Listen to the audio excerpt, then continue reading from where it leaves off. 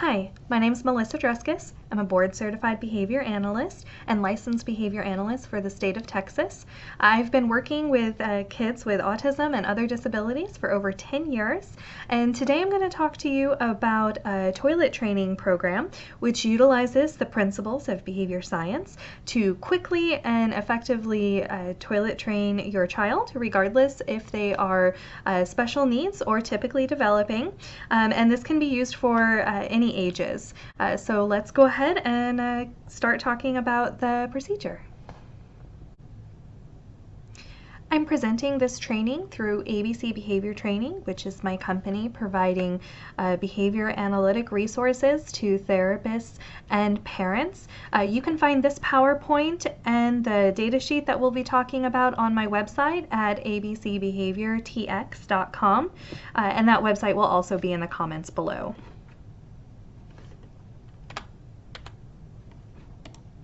So first, let's go over some toilet training myths. So some of the myths that we encounter is that the child must be verbal. They must be willing to sit on the toilet for long periods of time. They must understand the concept of going on the potty, and they must first show an interest in the potty. So none of those are correct. You don't need to have verbal language to be able to be toilet trained. You don't have to have an interest in it or be able to sit on there for a long period of time, and they don't have to understand that concept, because that's part of the toilet training is just changing the environment, using reinforcement to teach them what is appropriate and what needs to happen. So some decisions before you get started. The main thing is that we want to make toilet training as easy to generalize to the natural environment as possible. So every adjustment that you make will be another step that you're going to have to fade out. So when you're thinking about using potty chairs, using those potty chairs that play music when they go, using child seat adapters, those are things to consider. Now, if your child is small and you have to use those things, that's a little bit different than if they're older.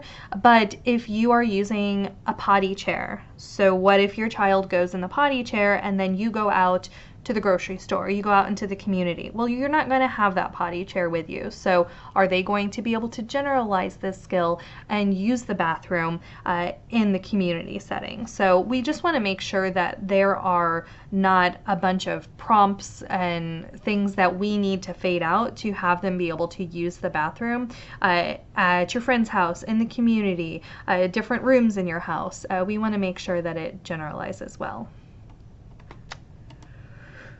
So materials that you're going to need: lots of spare clothing for the child, plenty of underwear, possibly some spare clothing for yourself if if you have a boy and it's going everywhere.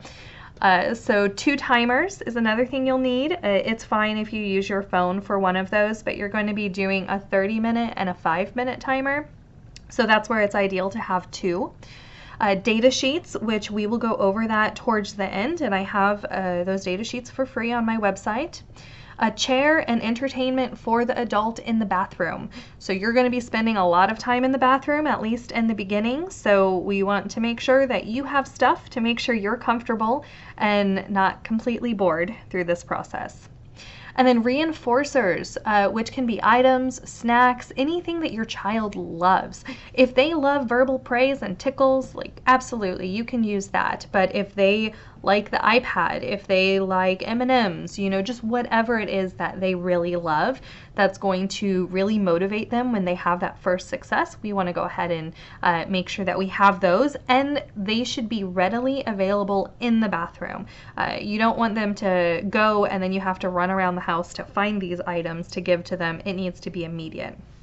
And then cleaning supplies, because there will be accidents. It is a guarantee it's going to happen, so just make sure you have the materials needed to handle those. And then constant access to water or fluids. It doesn't matter really what it is, but just so we can keep the child hydrated and increase the amount of times that they need to go to the bathroom, because every time they need to go to the bathroom, that's going to be an attempt that you can try and get the success. So the more times they have to pee, the quicker this procedure is going to go. Now, the origins of this potty training method, it is based on Fox and Azarin's toilet training in less than a day. This is an intensive program at the beginning, so you need to remember to stay consistent, and it will get better and it will work quickly. So this method, when Azarin and Fox tested their method on 34 children, the average child finished training in 3.9 hours and experienced a 97 decrease in accidents the week after training. So they have the book, Toilet Training in Less Than a Day, but there's a lot of evidence-based research on this as well. So it's not a gimmick, it's not just a, hey, try this. It is a research and scientific-based method to use potty training.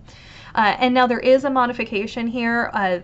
The method that I am explaining is modified off of their method because they use a doll to demonstrate the potty routine, and that's the first step that they do.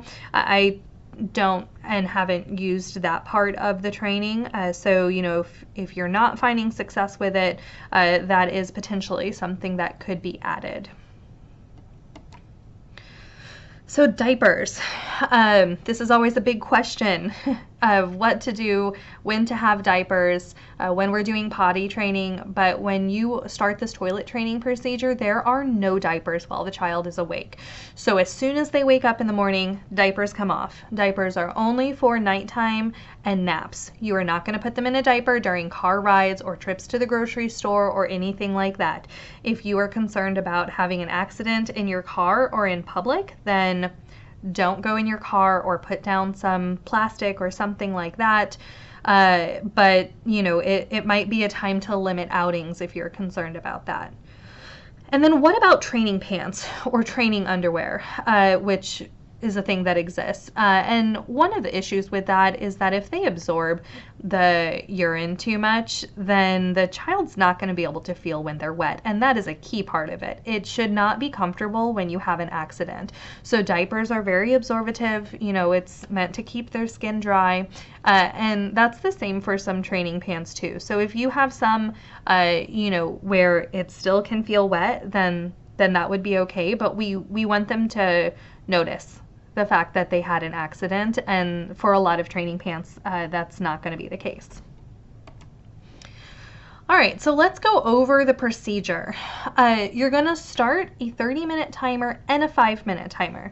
So you start this when the child wakes up. They wake up, they come out of their diaper, and then you start that 30-minute timer and a 5-minute timer.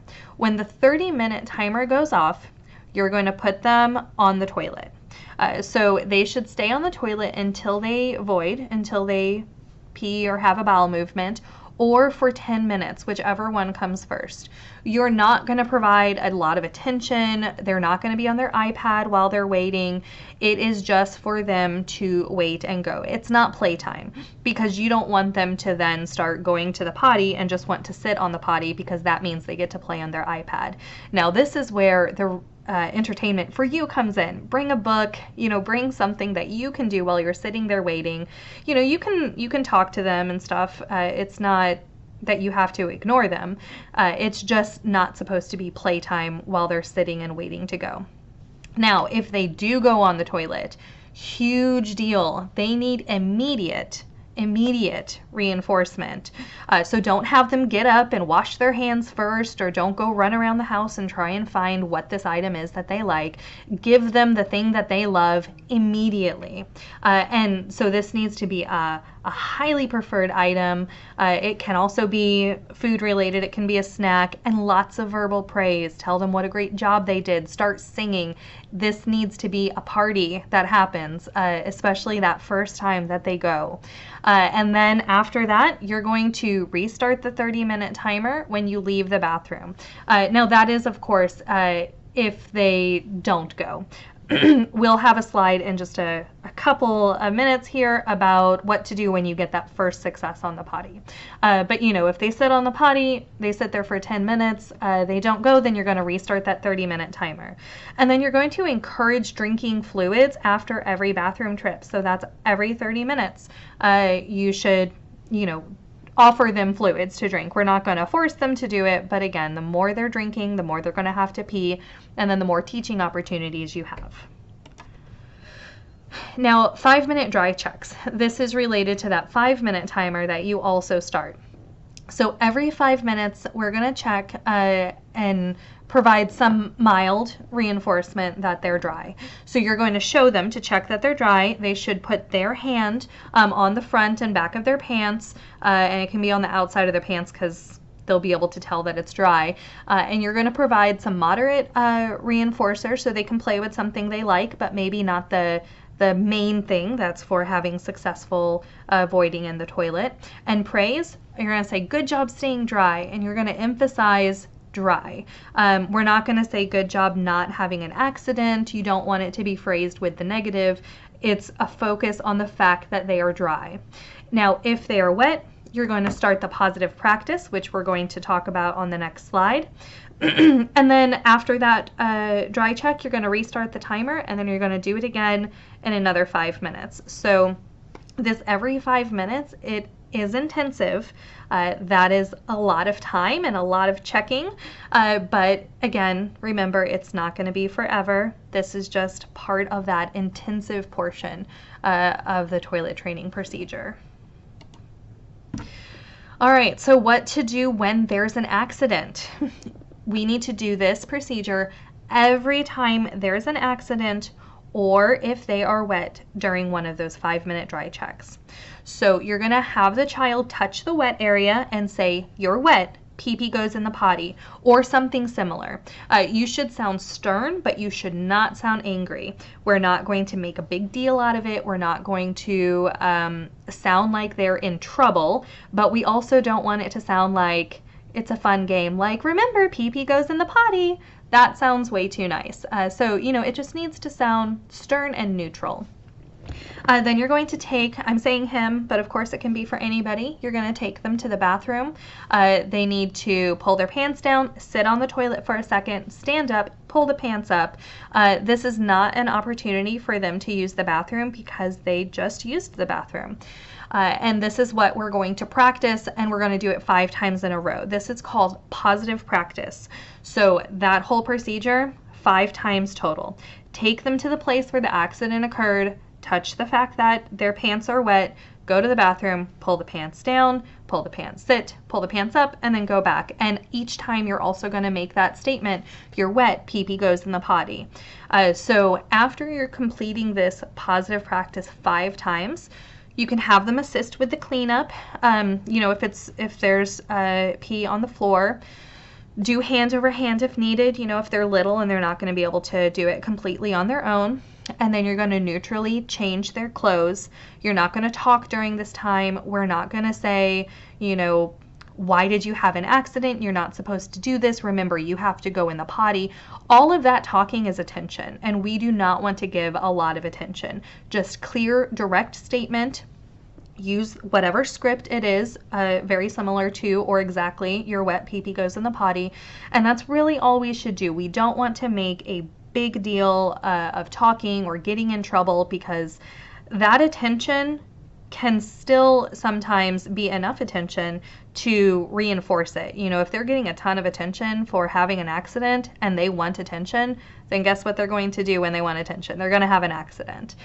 So this positive practice procedure, it is not fun. It's not meant to be fun, but it is a vital step in the toilet training process. So they did something incorrectly and they had an accident.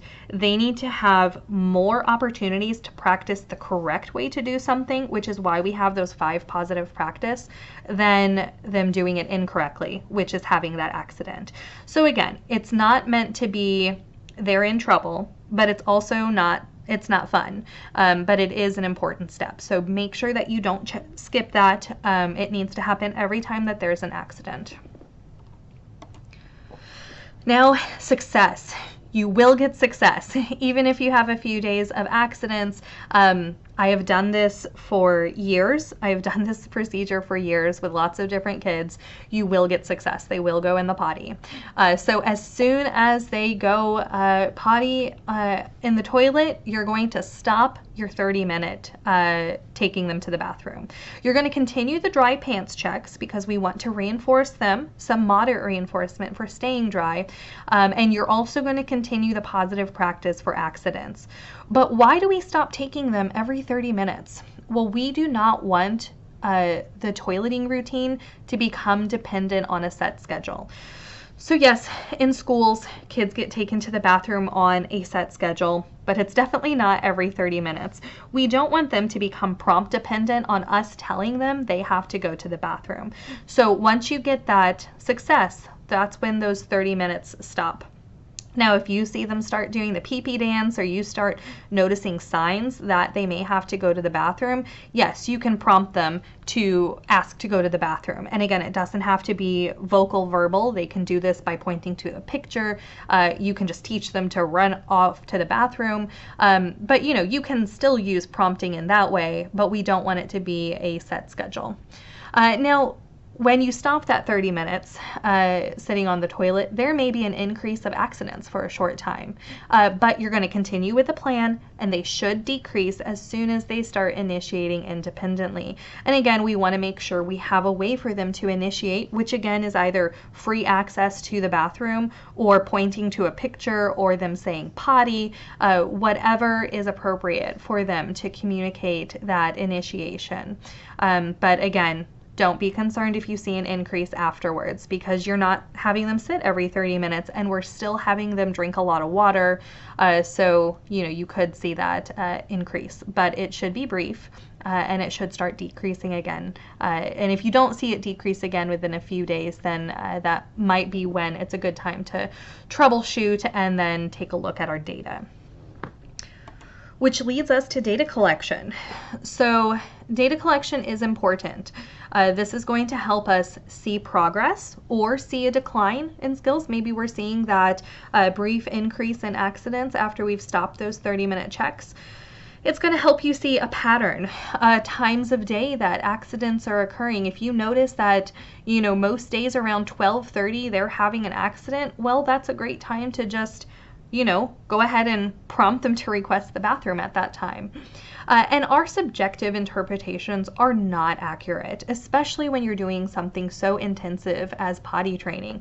Also, if you're doing sleep training, it may feel like there's no progress being made, but that's where we can look back at our data and actually see what the reality is, what the data is telling us.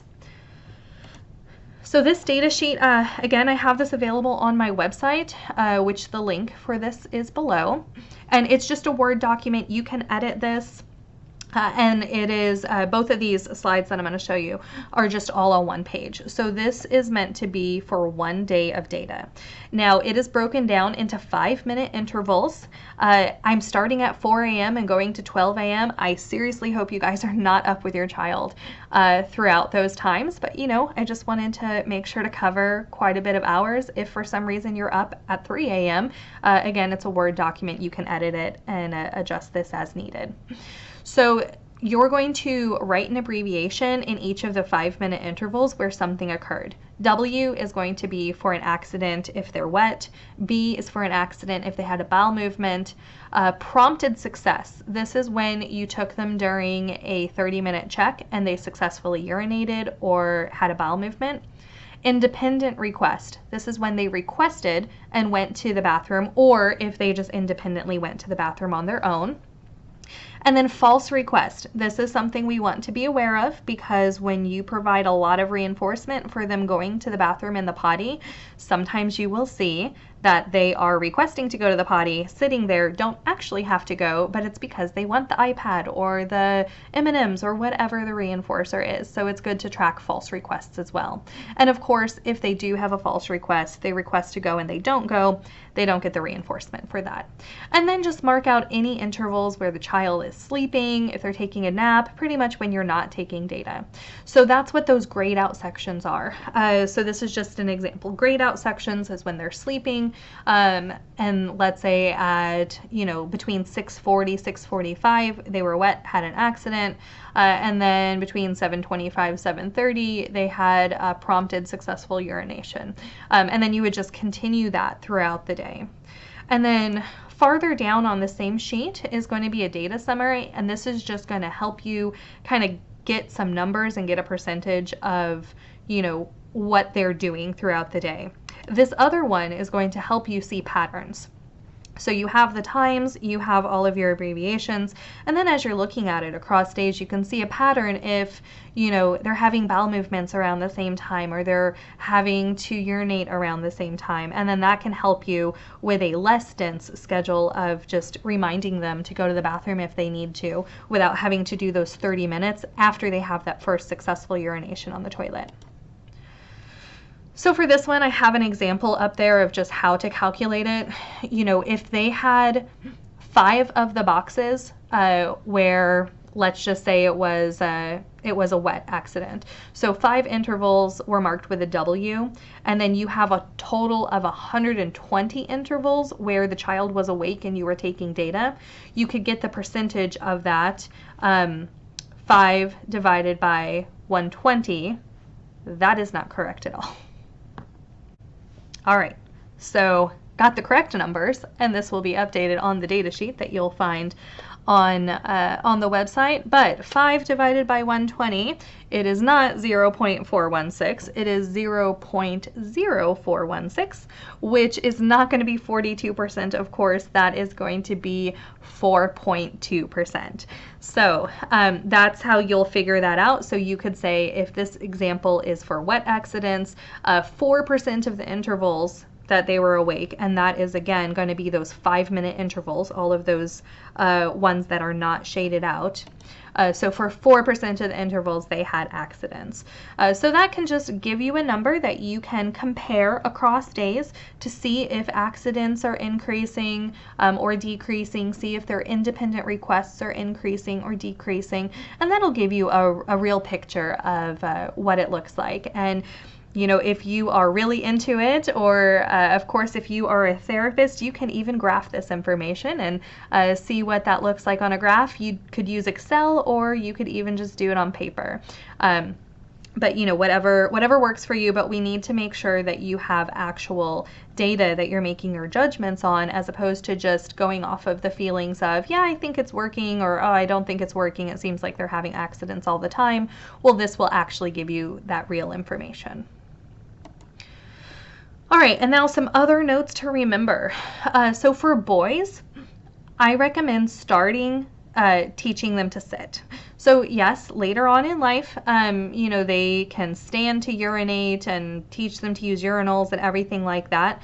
But right now, they are going to also have to have bowel movements on the toilet. So it is easier to just teach them to sit for everything. It's going to make generalizing to bowel movements a lot easier, and it's not going to be a big deal to teach them to stand later on. So I recommend just starting to teach them to sit. And then at first, you are not going to use positive practice with bowel movements. This should generalize, the skill should generalize. Once they are toilet trained to urinate, they should also learn this skill for bowel movements without you having to do extra work. So, they're going to obviously not be in a diaper. They're going to have bowel movement accidents. Just be neutral, clean them up. Again, don't make a big deal out of it, and you're not going to use positive practice for bowel movements. Now, if this is something that does not start generalizing and you still have issues with it, that is when it would be good to just, you can contact me. If you work with the BCBA, you can contact them just to get some extra support to see how to troubleshoot that and make sure bowel movements are toilet trained as well. And then just remember, I know I said this already, but this is an intensive schedule. You need to follow it, and you need to be okay with allowing accidents to happen, which of course it's not fun, and it is a lot of work at the beginning, but this is only temporary. This toilet training procedure is meant to be quick and effective. So, by doing this intensive schedule, allowing accidents, instead of doing this for a month, you should be able to do this toilet training schedule a lot quicker. And then finally, I just want to let everybody know again, through ABC Behavior Training, we do also offer parent consultation. So this can be through email, or I also offer live remote parent consultation for aggression, non-compliance or defiance issues, toilet training, picky eating, sleeping or bedtime problems, difficulty with morning or nighttime routines, phobias, anxiety, sibling issues, school difficulties, electronic addictions, and of course, more. Anything that is behavioral in nature, I can definitely offer some support and help with. So if that is something you're interested in, you can go to abcbehaviortx.com and click on parent consultation, and there's a form on there that you can reach out to contact me. You can also email me directly, which my email will be below in the comments and is of course also on my website. Well, I hope this was helpful for you guys, and will help you be successful in toilet training your kids. And if you have any questions or success stories, please feel free to put that in the comments below. I would love to hear them. And don't forget to subscribe to my YouTube channel for more helpful videos on working on behaviors in the home. Thank you.